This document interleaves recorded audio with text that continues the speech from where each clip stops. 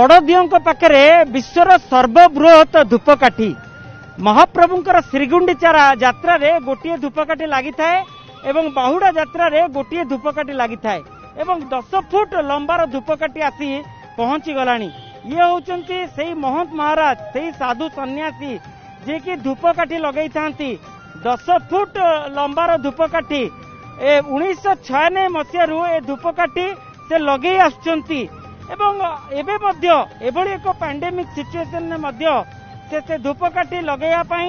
पुरी रे आसिकरी पहुंची आमे देखिचु प्रति वर्ष एभली समर्पण मनोभाव रे धूपकाठी लगई थांती 10 फुट लंबार धूपकाठी। आम सहित महंत महाराज अछंती सन्यासी अछंती प्रथमे आपनका परिचय नबा तापरे ए जो केते खंड धूपकाठी रहिछि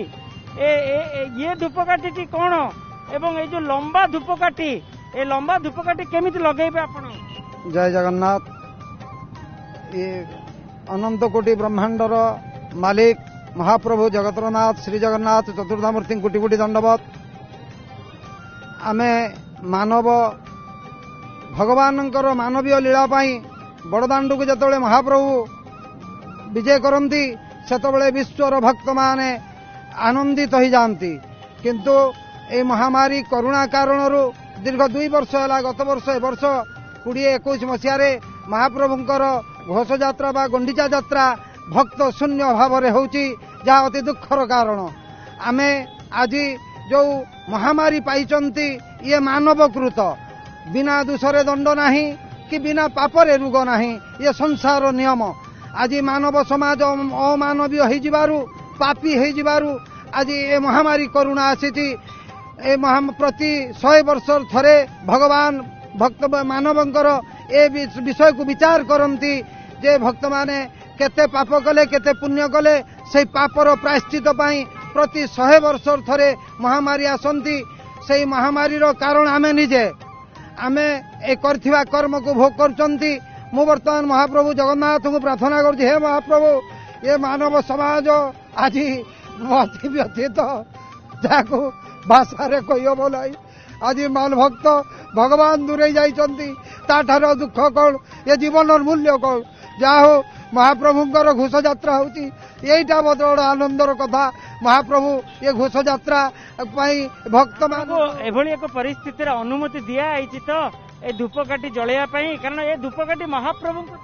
महाप्रभुंक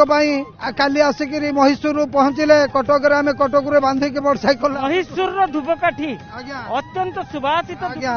महिषूर आसी पहुंचला पर आम काली कटक एवं बांधिक आसिक एठी पहुंचीचु आमको बर्तमान पर्यंत कड़न पास मिले ना आम अनुरोध करुचु आमर प्रशासन भाई मान को जो जिलापाल आरक्षी अधीक्षक आपण आनी सबुठारु सर्वबृहत धूपकाठी एवं परमिशन से कालिया दब निश्चय आज्ञा आमर से आत्मविश्वास रही ये महाप्रभुंकर जदि एत दूर आसिक एठी पहुंची पारा तांको सामना निश्चय अर्पण हम ये महाप्रभुंकर इच्छा आम निमित्त मात्र पूरा पूरा सकाळु संध्या पर्यंत धूपकाठी सेमती लगी रही महाप्रभु सम्मुख निश्चय आज्ञा ये हूँ ये एयर टाइट जगह रही 72 घंटा फांका जगह रही मिनिमम 48 घंटा जीव यही महाप्रभुंकर गुंडीचा यात्रा फेर जिते जीवे आमर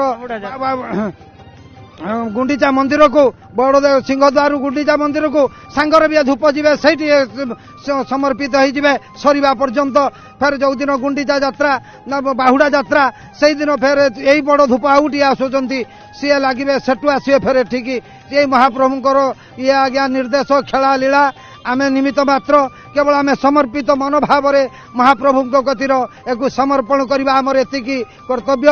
आमे वर्तमान समस्त अनुरोध करूछु समस्ते प्रभुंक गतिर प्रार्थना करंतु समस्त प्रार्थना करंतु कोरोना दूरीभूत हो महामारी दूरीभूत हो एवं महाप्रभुंकर एमती यात्रा सबुदिन पई एमती चालू रहू एवं एभली भाबे सर्वबृहत धूपकाठी महाप्रभुंक निकट रे समर्पण हेउथाउ। पुरीरू कैमरा पर्सन गोपाल तिवारी